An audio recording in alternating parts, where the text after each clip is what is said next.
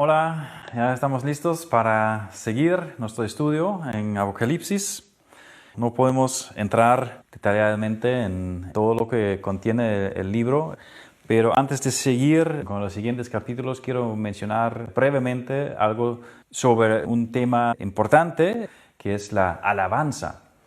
En el capítulo 4, versículo 4, nos damos cuenta de que hay 24 ancianos quienes están alrededor del trono de Dios. Y esos ancianos son representantes de toda la congregación de creyentes, tanto en el Antiguo Testamento como, o sea, en el Antiguo Pacto como en el Nuevo Pacto. Y por eso hay 2 por 12, que es el número del pueblo de Dios. Y aquí tenemos 24 como 2 del Antiguo y 2 del Nuevo Pacto. Y esa iglesia, esos ancianos que representan la iglesia, participan en la alabanza a Dios. Y también los ángeles alaban a Dios, como dice en el versículo 6 al 8. Ahí tenemos esa alabanza que se ha sacado también de Isaías capítulo 6. Y esos seres vivientes que son un tipo de ángeles, lo conocemos, por ejemplo, de Ezequiel capítulo 1 y de Isaías capítulo 6, que también es, el Isaías 6 también es una visión, ¿no?, al trono de Dios, y ahí estaban los ángeles cantando, alabando a Dios. Pero también así son como los ángeles más importantes o los con mayor importancia, que son entre los seres vivientes que tienen puestos así importantes en los cielos. Como dice en Isaías, son los serafines, por ejemplo, que son ángeles muy importantes.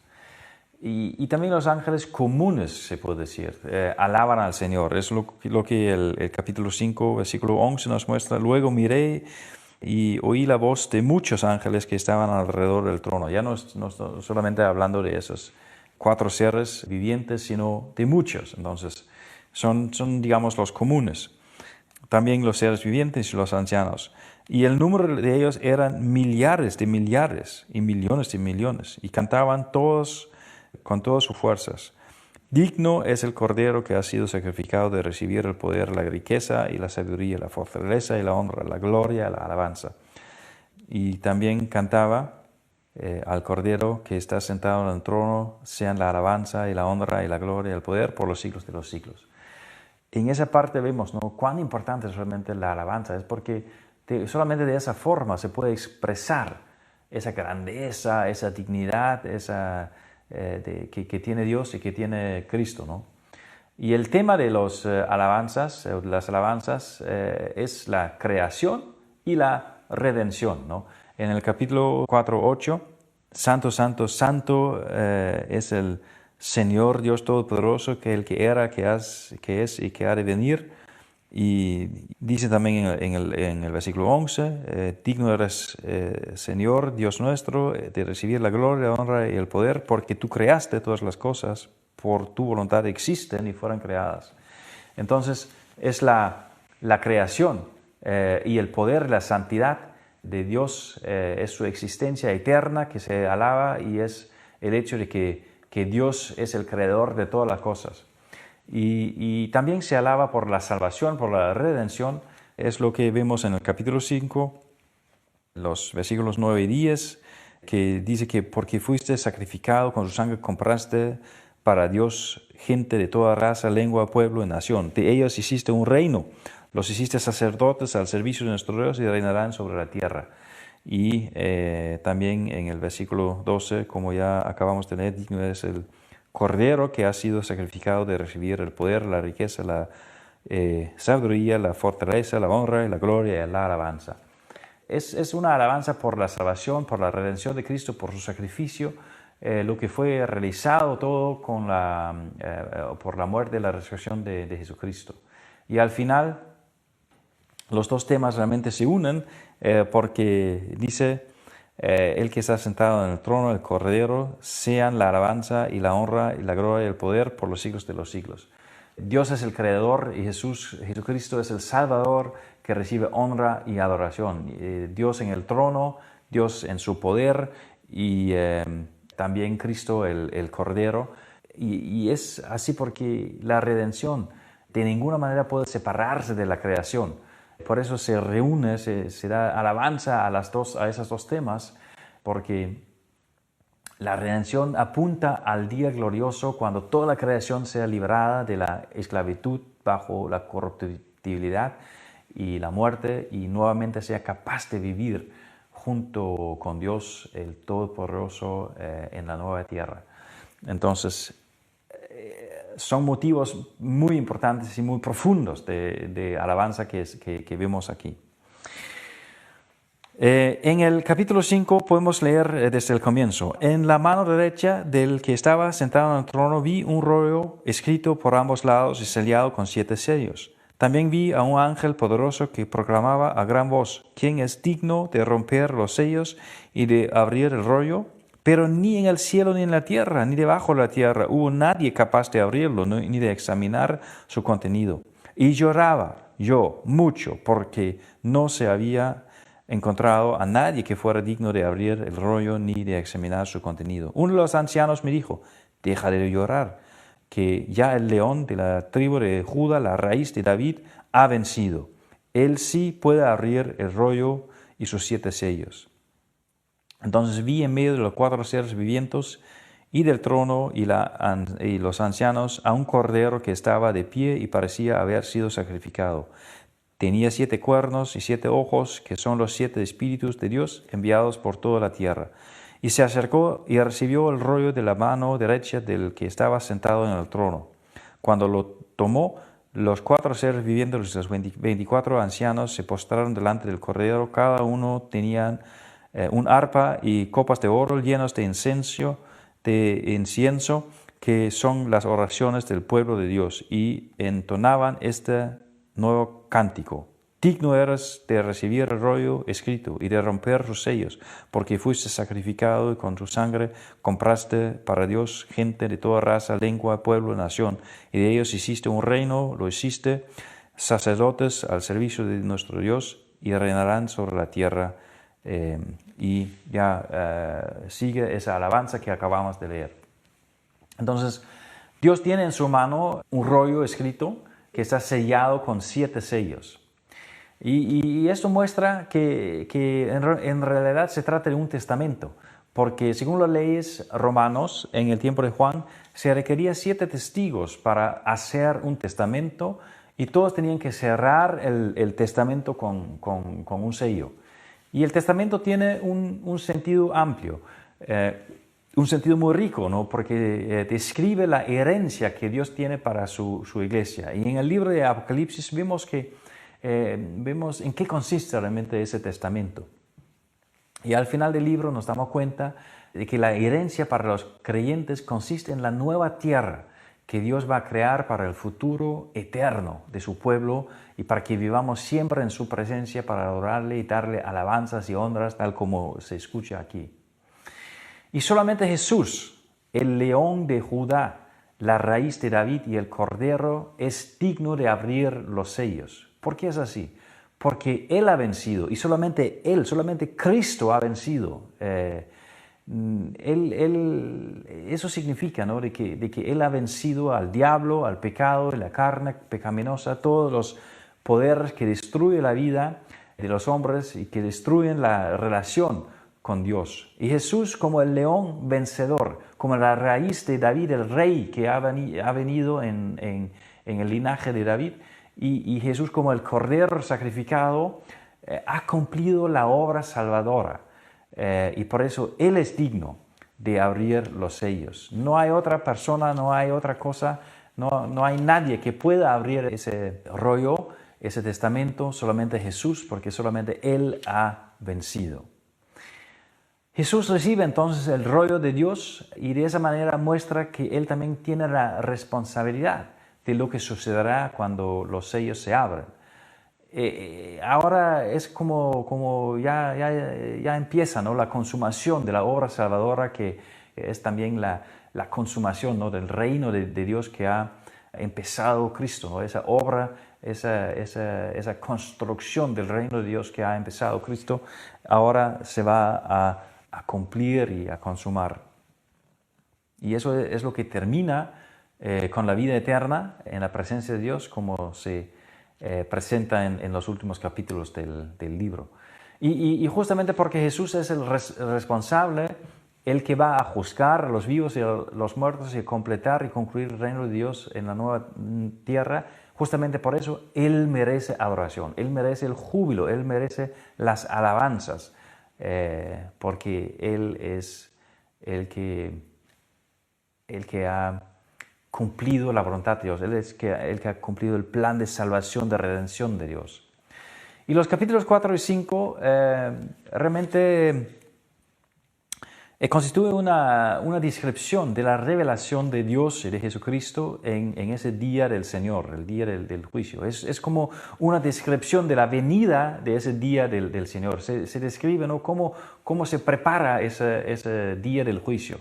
Se han revelado para los hombres en la tierra y aparentemente están presentes en la tierra. Es lo que mencionamos, ¿no?, de que puede ser de que ese trono es realmente el cielo que está en la tierra ahora, ¿no? Bueno, los dos capítulos versan sobre el juicio y la salvación. Y la santidad de Dios lleva al juicio si el Cordero no abre el rollo escrito, ¿no? Si no hay quien pueda abrir ese rollo, solamente hay el juicio de Dios. Entonces, si el rollo y luego abrir el rollo realmente es necesario para no terminar todos en el juicio. Ese rollo debe tener algo que ver con la salvación. Así debemos entenderlo. Trata sobre la salvación de una manera u otra. Algunos piensan que el rollo es el libro de la vida que se usa para juzgar a todos los hombres. Eso podemos leer en Apocalipsis 20. Y aunque, bueno, no estamos tan seguros, ¿no?, de que es realmente el libro de la vida, pero de todos modos tiene que ver con la salvación. Y entendido así, se puede decir que los capítulos 4 y 5 juega el papel de un preámbulo o de las preparaciones de un proceso judicial. Ya estamos abriendo los libros para empezar, ¿no?, ese proceso judicial que es el día del juicio. Pero ante todo el tema en el libro y por tanto el libro de Apocalipsis y por tanto también en esos capítulos es la venida del Hijo del Hombre y también del Padre, ¿no? Ese día de la venida, esa revelación, esa manifestación de Dios en la tierra. Y claro, Él viene tanto con juicio como con la salvación. Y eso es lo que vamos a ver también en los capítulos 6 y 7, leyendo sobre los sellos, porque ahora el león de Judá, Jesucristo, va a abrir esos sellos. Él es el único que puede hacerlo, es el único que es digno de hacerlo, y ahora eso es lo que sucederá. Vamos a leer en el capítulo 6. Vi cuando el Cordero rompió el primero de los 7 sellos, y oí a uno de los 4 seres vivientes que gritaba con voz de trueno: ven. Miré y apareció un caballo blanco. El jinete llevaba un arco. Se lo dio una corona y salió como vencedor para seguir venciendo. Cuando el Cordero rompió el segundo sello, oí al segundo ser viviente que gritaba: ven. En eso salió otro caballo de color rojo, encendido. Al jinete se le entregó una espada, se le permitió quitar la paz de la tierra y hacer que sus habitantes se mataran unos a otros. Cuando el Cordero rompió el tercer sello, oí el tercero de los seres vivientes que gritaban: ven. Miré y apareció un caballo negro. El jinete tenía una balanza en la mano. Y oí como una voz en medio de los 4 seres vivientes que decía: 1 kilo de trigo o 3 kilos de cebada por el salario de un día, pero no afectes el precio del aceite y del vino. Cuando el Cordero rompió el cuarto sello, oí la voz del cuarto ser viviente que dijo: ven. Miré y apareció un caballo amarillento. El jinete se llamaba Muerte y el Infierno. Lo seguía de cerca. O sea, el jinete se le llamaba Muerte y el infierno lo seguía de cerca. Y se les otorgó poder sobre la 1/4 parte de la tierra para matar por medio de la espada, el hambre, las epidemias y las fieras de la tierra. Cuando el Cordero rompió el quinto sello, vi debajo del altar las almas de los que habían sufrido el martirio por causa de la palabra de Dios, por mantenerse fieles en su testimonio. Gritaban a una voz: ¿hasta cuándo, soberano Señor, santo y veraz, seguirás sin juzgar a los habitantes de la tierra y sin vengar nuestra muerte? Entonces cada uno de ellos recibió copas blancas y se les dijo que esperaran un poco más hasta que se completara el número de sus consiervos y hermanos que iban a sufrir el martirio como ellos. Vi el Cordero Cordero rompió el sexto sello y se produjo un gran terremoto. El sol se oscureció como si hubiera vestido de luto. La luna entera se tornó roja como la sangre, y las estrellas del firmamento cayeron sobre la tierra como caen los higos verdes y de la higuera sacudida por el vendaval. El firmamento desapareció como cuando se enrolla un pergamino, y todas las montañas y las islas fueron removidas de su lugar.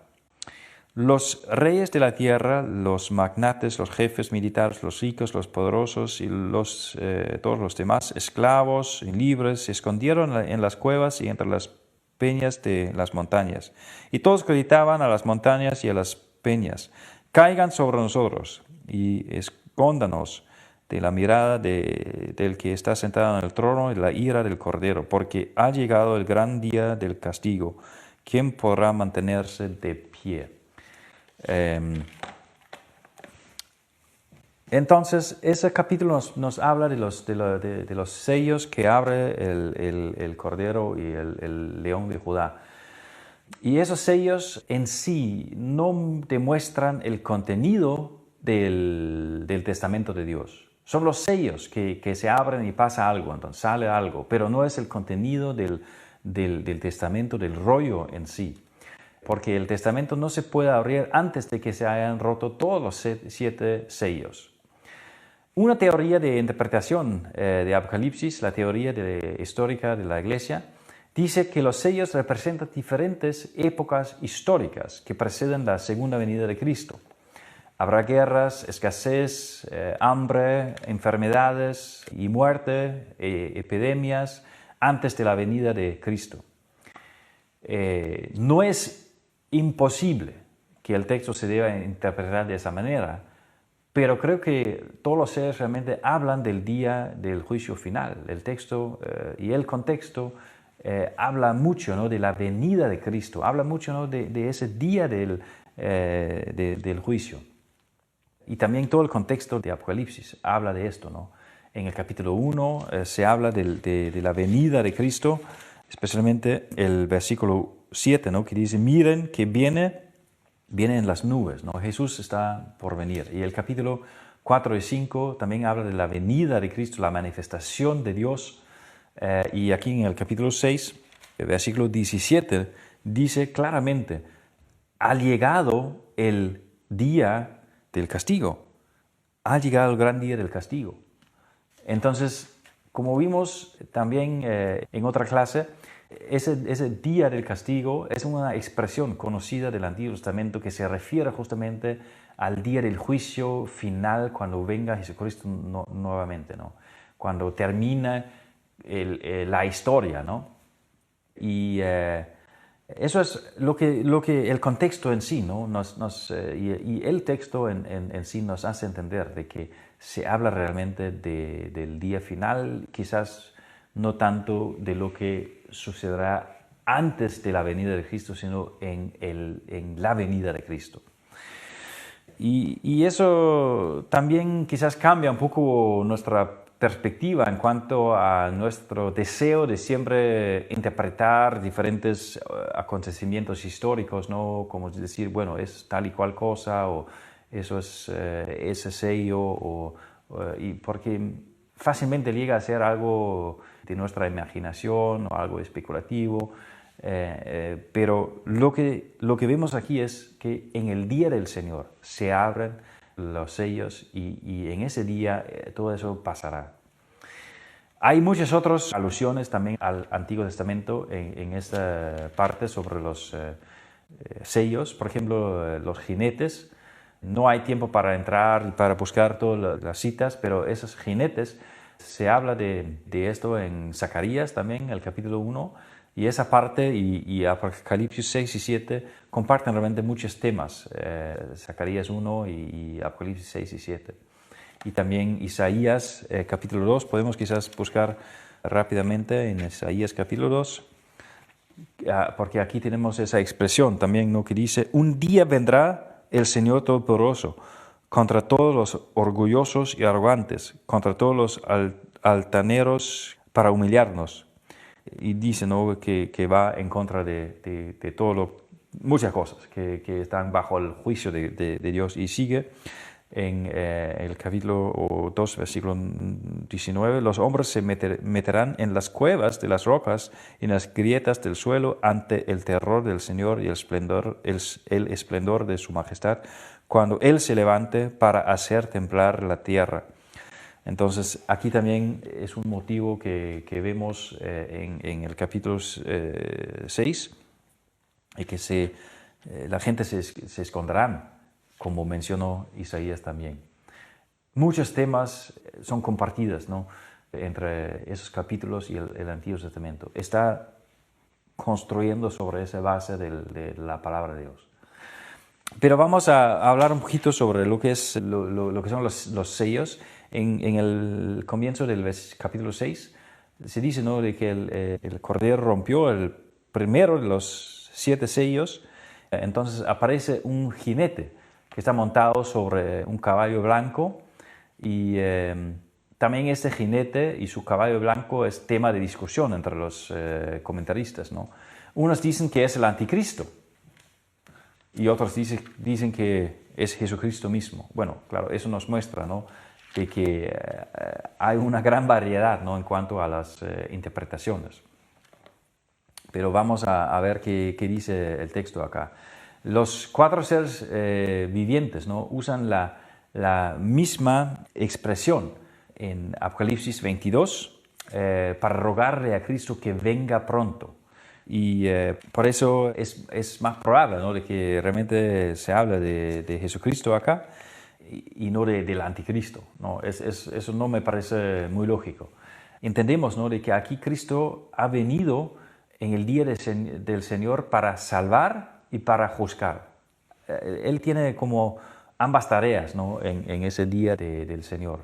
Dice que su caballo es blanco, y en Apocalipsis ese color está relacionado con la salvación. La ropa de boda está relacionada con la consumación.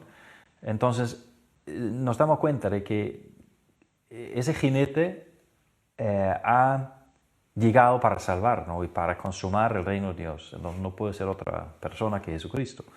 El jinete monta un caballo y tiene un arco, lo cual indica que también está de guerra.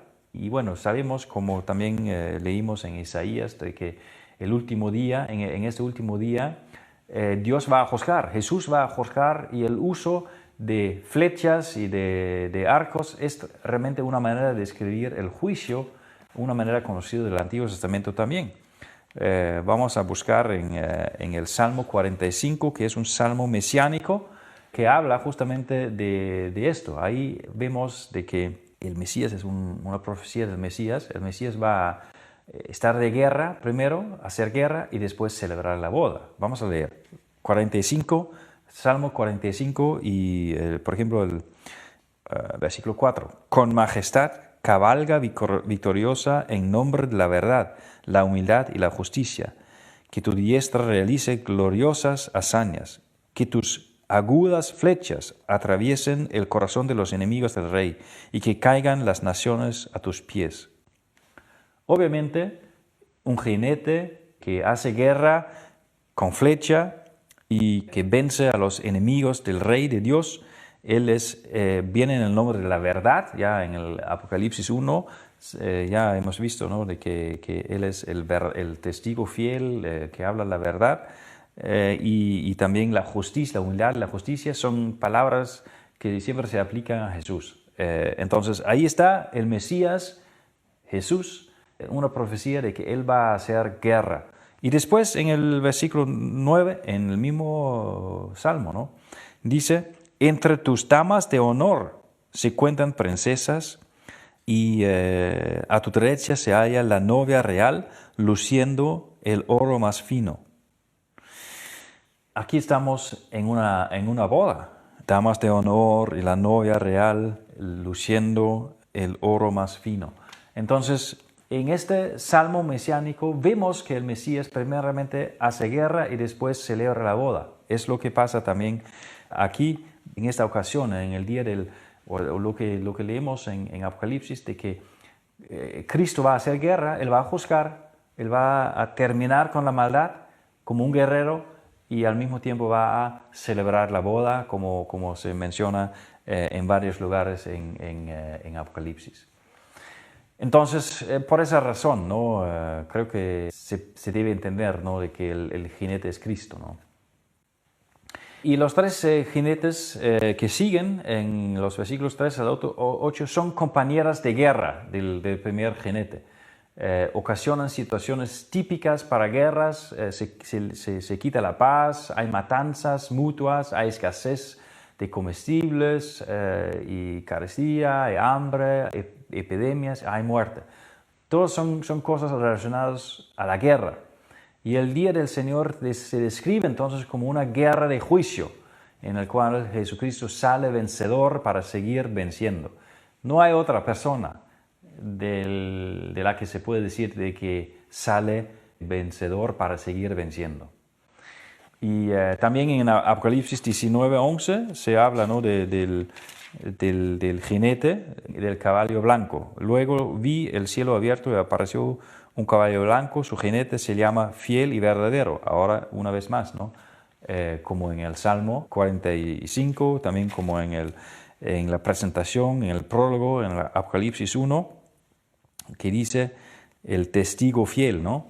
Es bonito y eso es lo que realmente para mí personalmente edifica mi fe y mi confianza en la palabra de Dios, ver, ¿no? Cómo la palabra está entretejido, ¿no? Esas cosas del Antiguo Testamento se cumplen y siguen siendo la misma descripción, quizás con palabras un poco diferentes, pero sigue siendo la misma descripción.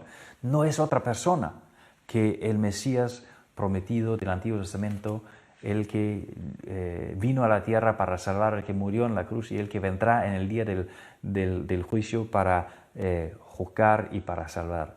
Y la palabra muestra esto, ¿no? Y ese jinete en el 19:11 es obviamente el mismo que encontramos en el capítulo 6, que es Cristo mismo. Después de escuchar sobre esos sellos y sus consecuencias, las consecuencias del juicio, escuchamos sobre los mártires, los que habían muerto por causa de su fe. Ellos estaban debajo del altar, ¿no? Eso es lo que pasa cuando el Cordero rompió el quinto sello. Y en el Antiguo Testamento, la sangre de los sacrificios se derramaba sobre el altar y debajo del altar también, como podemos ver en Levíticos 16. Entonces, los mártires se deben entender como un sacrificio, ¿no? Antes se llevaba el sacrificio de la sangre, se rociaba sobre y por debajo del altar, y ahora los mártires ahí están en el altar y lo debemos considerar como un sacrificio a Dios. No es un sacrificio expiatorio como en el caso de la sangre, tampoco es un sacrificio como Cristo, porque Cristo fue el sacrificio expiatorio principal, el que terminó con todos los sacrificios expiatorios, sino que esos mártires son realmente un sacrificio de fe y de amor hacia Dios. Y es lo que Pablo menciona también, hablando de sí mismo, ¿no? Por ejemplo, en 2 de Timoteo, capítulo 4, versículo 6, yo por mi parte ya estoy a punto de ser ofrecido como un sacrificio y el tiempo de mi partida ha llegado. Él está por morir y lo considera un sacrificio. No es un sacrificio expiatorio, pero un sacrificio de gracia, de fe, de amor a Dios. Y aquí tenemos, ¿no?, esos mártires en el altar de Dios.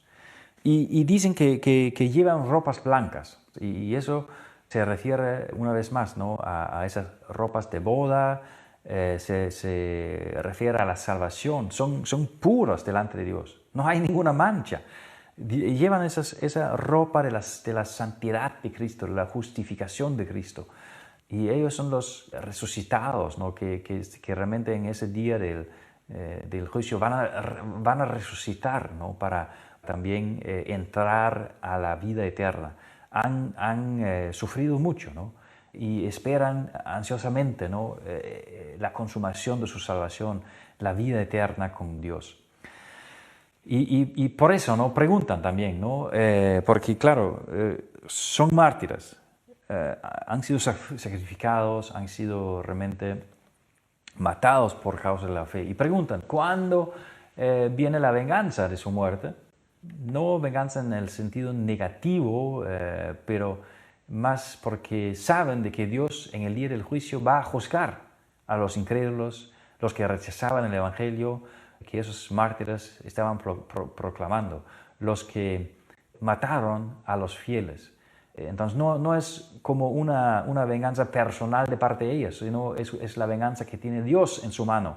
La venganza porque han rechazado a Dios, han actuado en contra de su voluntad, en contra de su evangelio. Y este anhelo realmente es un anhelo santo, no es porque nosotros aquí en este mundo vamos a querer y esperar de que Dios se venga a mi vecino porque se está burlando de mí. No, pero sabemos, y eso es también un consuelo para nosotros, de que este mundo se ha vuelto en contra de Dios, se ha vuelto en contra de su evangelio. Y queremos que se arrepientan, queremos que se vuelvan a Cristo. Pero si no lo hacen, es realmente un insulto grande a ese Dios Todopoderoso, el Santo, Santo, Santo. Y Dios se va a vengar en el día del juicio. Y están anhelando, ¿no?, la consumación de su salvación, ¿no? Pero se les dice que esperan un poco más, porque hay más que va a suceder en ese día del juicio antes de que se consuma toda la salvación.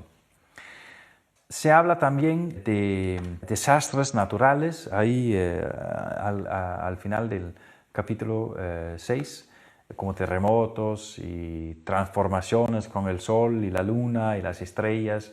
Esos son acontecimientos típicos cuando Dios se revela. Recordamos como el monte Sinaí, cómo fue envuelto en humo, que hubo truenos y relámpagos cuando Dios se reveló ahí. Y también lo mismo vemos en otras partes del Antiguo Testamento. Cuando Dios se manifiesta, hay esas manifestaciones, ¿no? Y por eso es justamente lo que pasará cuando se manifieste Dios en ese día, cuando Dios venga nuevamente a esa tierra, eso es lo que pasará. Y eso causa mucho temor en toda clase de gente en la tierra, desde los más ricos y más importantes y poderosos hasta los más pobres y los esclavizados. Y también vemos, ¿no?, en el Antiguo Testamento cómo la venida del Señor, la manifestación del Señor causa miedo y temor. El temor es causado tanto por la ira de Dios, del que está en el trono, y también es causado por la ira del Cordero. Como dice, caigan sobre nosotros, escóndenos de la mirada del que está sentado en el trono y de la ira del Cordero. También el Cordero se describe como el que tiene ira. Y eso es interesante, ¿no?, porque siempre tenemos esa imagen, ¿no?, de Dios o de Jesucristo como la persona más mansa, más humilde, y sí lo es, pero también es Dios y tiene ira. Él no acepta la rebelión contra Dios y contra su voluntad, no acepta de que el pecado destruya la vida de los hombres, que el pecado separe a los hombres de Dios. El Cordero que fue sacrificado, ese sufrimiento tan profundo de Él, que fue sacrificado por causa del pecado, también le causa esa ira en contra de ese poder maligno que destruye todas las cosas. Entonces, por eso también temen le tienen temor, ¿no?, al Cordero, a Dios y a su Cordero. Y claro, la pregunta es evidente: ¿quién podrá mantenerse de pie frente a esa ira? Y esa expresión también es conocido del Antiguo Testamento en Nahum capítulo 1, versículo 6. Dice: bueno es el Señor, es refugio en el día de angustia y protector de los que en Él confían. Y es lo que necesitamos un refugio. La gente quiere esconderse, ¿no? Pero siempre necesitamos un refugio en el día de la angustia, en el día de la ira, y ese refugio es Cristo. Ese refugio es el Cordero, es Dios mismo. Debemos refugiarnos en Él. Bueno, lamentablemente no hay mucho tiempo para repasar el capítulo 7, que es realmente un capítulo importante, ¿no? Pero aquí tenemos esa visión de los sellados. Hay muchos que dicen de que ese capítulo es como un paréntesis, pero no es así. Es simplemente una respuesta a esa pregunta: ¿quién podrá mantenerse en pie? ¿Quién podrá mantenerse en pie? Bueno, los que pueden mantenerse son los que se han refugiado en el Señor, los que llevan el sello de Dios, los que han lavado sus túnicas en la sangre de Cristo. Ellos pueden resistir en el día del juicio, en esa guerra del juicio, porque llevan el sello de Dios en su frente y no la marca de la bestia, como vamos a ver en Apocalipsis 13. Algunos dicen que los versículos del 1 al 8 tratan sobre Israel, mientras que los versículos del 9 al 17 hablan de los salvados de las naciones del mundo, los no judíos. Yo creo que es una interpretación muy dudosa, ¿no? Porque todo el pueblo de Dios necesita el sello de Dios para resistir la guerra en el día del juicio, y no solamente una parte limitada de ellos. Todos necesitamos esto, ¿no? Y además la expresión los siervos de nuestro Dios, que son sellados, como dice el versículo 3, no hagan daño ni a la tierra ni a la mar, hasta que hayamos puesto un sello en la frente de los siervos de nuestro Dios. Eso aparece varias veces en Apocalipsis, esa expresión. Y regularmente indica todo el conjunto, ¿no?, de los redimidos. No solamente una parte, sino todo el conjunto. Entonces, el número 144, miles de personas, y la enumeración de todas las tribus de Israel muestra que hay una continuidad clara entre el pueblo de Dios en el Antiguo Testamento y la iglesia. La iglesia es el nuevo Israel, o el pueblo que ha sido incorporado en el pueblo Israel del Antiguo Testamento. Y el número significa que aquí todo el pueblo está presente, todo el pueblo completo de Dios. Es el 12 por 12, ¿no? Es el número, hay 12 tribus, y el 12 por 12, el número del pueblo de Dios. 12 por 12 son 144, ¿no? Y hay 10 por 10 por 10, ¿no?, que es el número de la perfección y el desarrollo completo. Entonces tenemos el completo número, el pueblo completo. Y eso no significa de que solamente habrán 144 miles de personas en el cielo. No, es un simbolismo que indica la totalidad de todo el pueblo de Dios de todos los tiempos. Y todo eso se cumplió en Jesús. Él era verdaderamente el Mesías que hizo posible la salvación de todo su pueblo. Y por eso Él es digno de recibir el rollo y romper los sellos. Vamos a mencionar brevemente a esos sellados, la gran multitud con túnicas blancas, ¿no? Y esa multitud, ¿no?, son los salvos, ¿no?, delante del trono de Dios. Y digamos, no solamente los mártires, sino todo el conjunto del pueblo de Dios, los que se pueden mantener de pie, porque se han refugiado en el Cordero y su sangre se han lavado, y solamente de Él, del Cordero, viene la salvación. Y la única razón de su presencia delante del trono es la reconciliación que Jesús les ganó por medio de la sangre. No hay otra manera de ser salvo, no hay otra manera de salir, ¿no?, de la tribulación como vencedor, solamente porque han lavado y blanqueado sus túnicas con la sangre de Cristo. Es el perdón de Cristo, nada más. Es la única cosa que nos puede salvar de esa tribulación y que nos puede salvar en ese día del juicio. Y ese lavamiento también se refiere, ¿no?, al perdón de nuestros pecados, porque nosotros no podemos esforzarnos, no podemos mejorar suficientemente para que Dios se alegre de nosotros, no solamente a través de la sangre de Jesús, del perdón de nuestros pecados, solamente por medio de la gracia, el reconocimiento de nuestro estado perdido, el reconocimiento de que nosotros realmente necesitamos a Cristo, necesitamos su reconciliación y su perdón, eso es lo que nos puede salvar. Y como ya mencionamos, esas ropas blancas es realmente la ropa de la justicia de Cristo. Nos vestimos de esa justicia de Cristo, nos ponemos esa ropa de la boda y solamente por la fe llega a ser nuestra esa ropa, ese vestido de la salvación. Pero haciendo esto, creyendo en Él, tendremos entonces un lugar en la gran multitud de los sellados, los que tienen el sello de Cristo. ¿Y qué es el sello de Cristo? Es la cruz en nuestro frente, la cruz de Cristo que nos salva. Y ahí vamos a estar entonces juntamente con los que alaban al Señor y le sirven día y noche en los cielos y que disfrutan todos los beneficios de su salvación. Y con esto termina el sexto sello y vamos a terminar con ese mensaje de que los que tienen el sello, la cruz de Jesús en su frente, son salvos por la fe en Él y vamos a estar con toda la multitud para disfrutar las bendiciones y los beneficios de la salvación delante de Dios, alabándolo siempre.